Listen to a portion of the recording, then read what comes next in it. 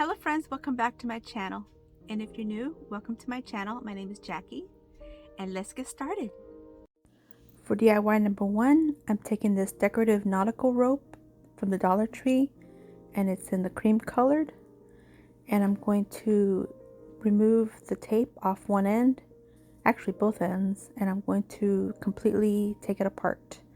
So all 3 strands, I'm going to take them apart completely till I end up with 3 bunches of the rope.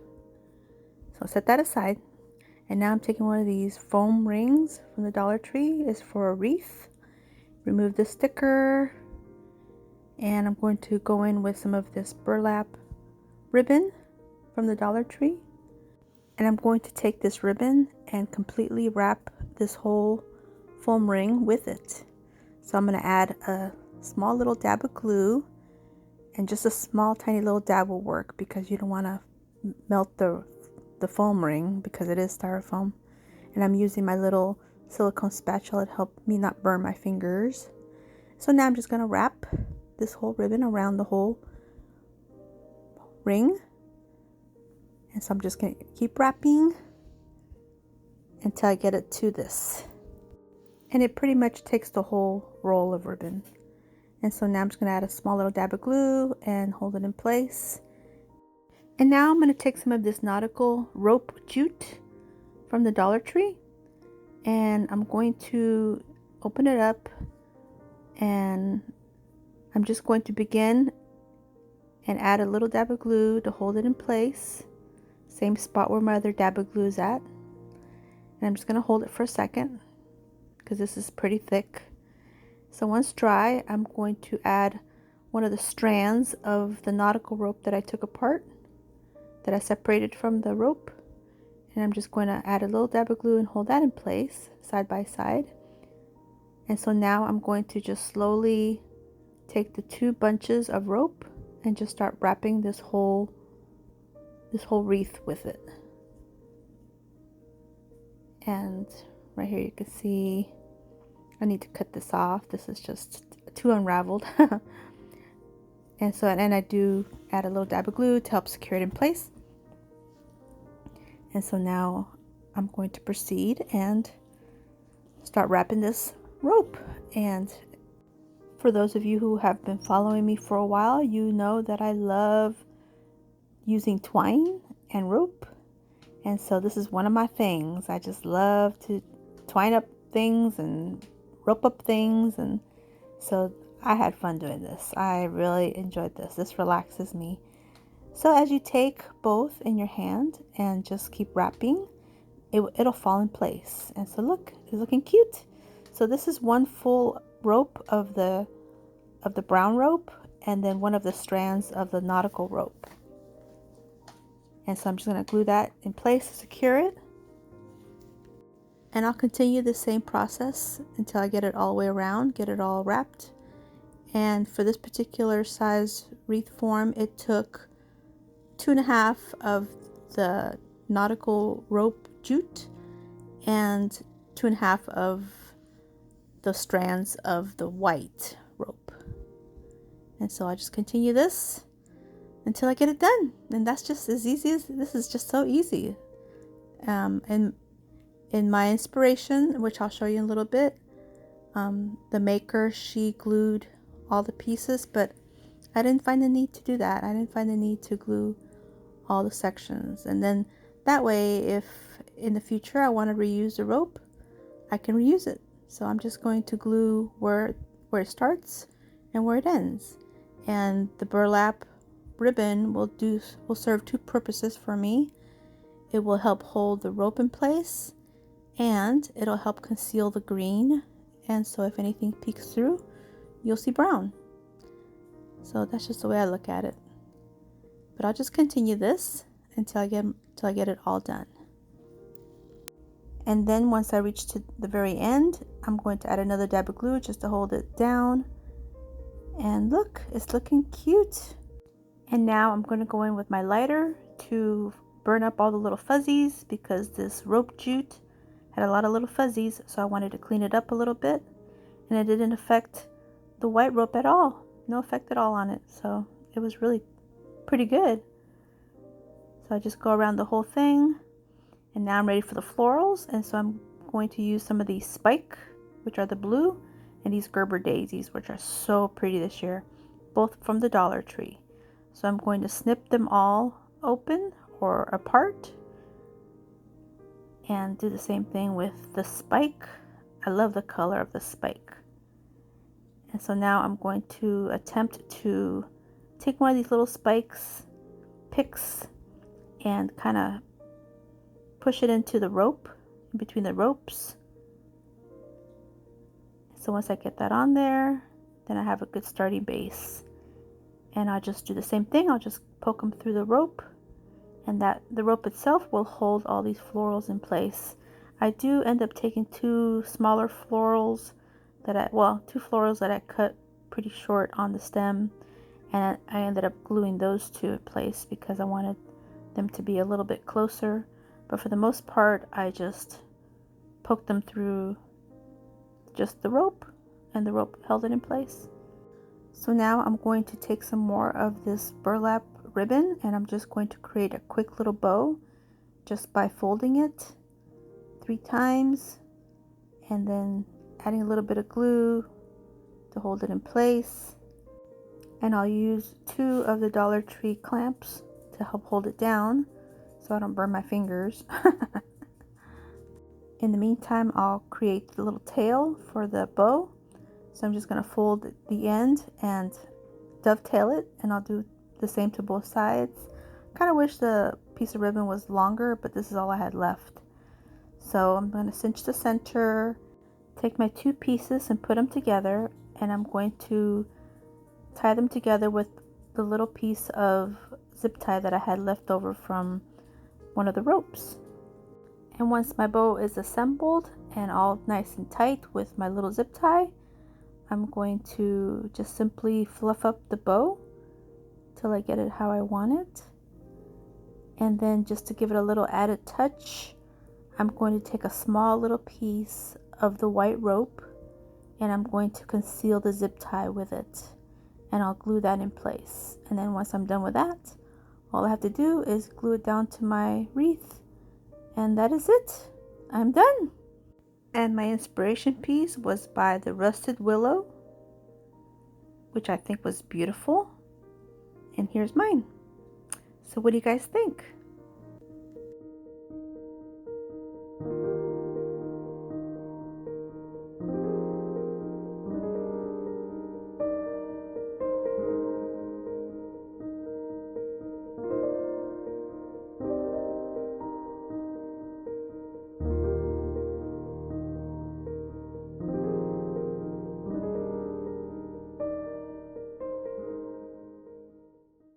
And now a little bit about today's challenge. Today is the Try It Tuesday challenge, and it is hosted by Sammy over at Unicorn Dust Designs, and her co-host this month is Annie from Indie Annie Jones. And we are to recreate 3 of our favorite projects from other makers and make it our own, and of course show their version and show our version. And there will be a playlist associated with this challenge. So when you're done viewing my video, please head on over to my description box below and follow the link to the playlist. And I'll also add it to my comments just in case the links don't work in the description box. Okay, so let's get started with number 2. For DIY number 2, I'm taking one of these wooden trays from the Dollar Tree and remove the label, and I'm going to go in with some of this Waverly Antique Wax, and I will do a full coverage on this little tray. And so now I'm going to go in with some of these wooden flowers, and they're from the Dollar Tree. They're dried, they're like a dried wooden flower. And for this size little tray, I end up using 2 of the green and 1 of the black bouquets. So I'm taking it apart, and I'm saving that green piece of rope because I will end up using it for this project a little bit later. So I'm going to carefully remove it. I'm not going to cut it. And so now I'm taking these apart, and these pieces here, they remind me of dried up scallions. Am I right or what? I don't know if they're just supposed to be stems or what, but they just look like we had scallions in the refrigerator for a while and they got dried. But I'm gonna utilize them, and I'm gonna add them to the bottom of my little tray as my base. And I'm going to do both bouquets this way. And now I'll just go in with some hot glue, and I'll add a bunch of glue to the bottom of my little tray to help secure all these stems into place. Green beans, now they're looking like green beans, I don't know. But they're still cute. I appreciate them. But I'm just gonna hold them down, that way they each get like a little piece of, or a little bit of the hot glue. And if there's some loose pieces, I'll add a little bit of glue to it and press them down till I get them all nice and secure and get it full. That way it's a nice basis to my little flowers. So now these little flowers are so adorable, so I just decided to snip them off their stem and glue them down. And there's really no rhyme or reason. I just placed the flowers where I felt like it would look cute. And I ended up doing 3 of these little bouquets. And also on the black bouquet that's on my left, I ended up using the flower and the little black pods that come with it. And then these pieces here, these longer pieces, I'll end up snipping off at the end of it and adding some hot glue and putting those in place as well until I get them looking like this. And now I'm going to utilize those green pieces of twine, and I'm going to wrap around the little handles just to help finish them up a little bit, so they'll look a little bit more finished and cute. And I'll just do this with some hot glue and just going around. I'll hot glue the beginning and I'll go around and then hot glue the end. And I'll do this to both sides till they look like this. And now I'm going to take some regular jute twine, and I'm going to adhere a little piece on the back with a little bit of glue. And once I get that secured on the back, then I'll just do a little bit of a wrapping, and I'll go around this whole box quite a few times. I want to say maybe 4 or 5 times, and no rhyme or reason, just whatever I feel like. I don't know, wherever I felt like the jute twine would look good in place. So 1, 2, 3, 4, 5, maybe 6 times, 5 times. And so then I'll go ahead and secure that in place on the end as well. And that is it. I am done. And my inspiration piece came from Full-Time DIY Mommy, and I thought hers was so beautiful, and she made her little box from scratch. And I just used a Dollar Tree wooden tray. And then here's mine. So what do you guys think?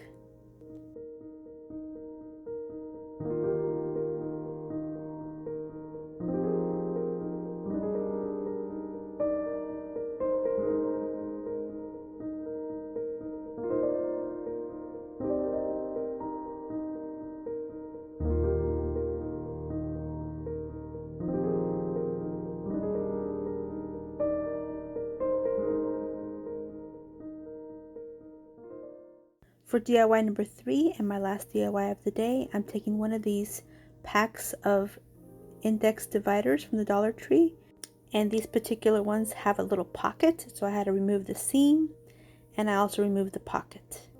And when I saw Sammy over at Unicorn Dust Designs do this, she used one of these to create a stencil with her Cricut.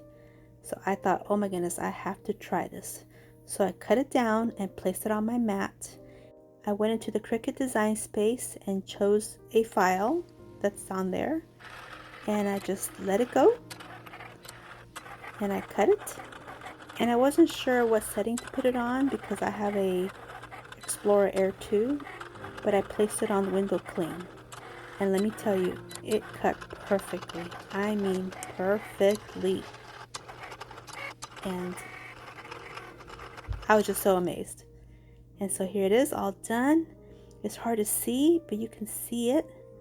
And I'll take it out of the mat, and look at this. You can see it. Oh my goodness, look at that. And it's beautiful. And so all you gotta do to remove it is just poke your finger, and it all pops out. And it took a little bit of time to pop it all out because the design that I chose was a little bit intricate, a little bit complex. But I got it all weeded. And look at this. Oh my goodness, this is beautiful. And look at, these are all the little pieces that were weeded out. And I might save those for another project, who knows?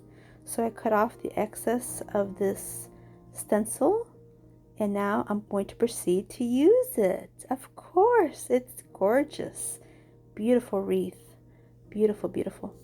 So now I'm going to take this scrap piece of wood and I'm going to sand it and add some Waverly chalk paint in the color plaster. And so I just paint this real quick. And with the same brush that I was using to paint the antique wax on my box of flowers, I'm going to go in and distress this a little bit, just a tiny little bit, whatever antique wax was left on it. So now I'm ready to proceed once that dries, and I'm placing my new reusable stencil, and I'm just going to tape it down with a little bit of painter's tape on all four corners. And what I like to do stencils, I like to go in with the original paint that's on my base. So I'm going to go in with the same plaster color, and that is to help prevent any bleeding. And I just do this just to make it as perfect as possible. And I have good results when I do it like this. So I'm just going to first go in with this Waverly chalk paint in the color plaster, same as the base. And before it dries, I'm going to go in with the color of choice, and that is the Waverly chalk paint in the color moss. And so now I'm going to go in and proceed with the color moss, and I'm not going to do a full coverage.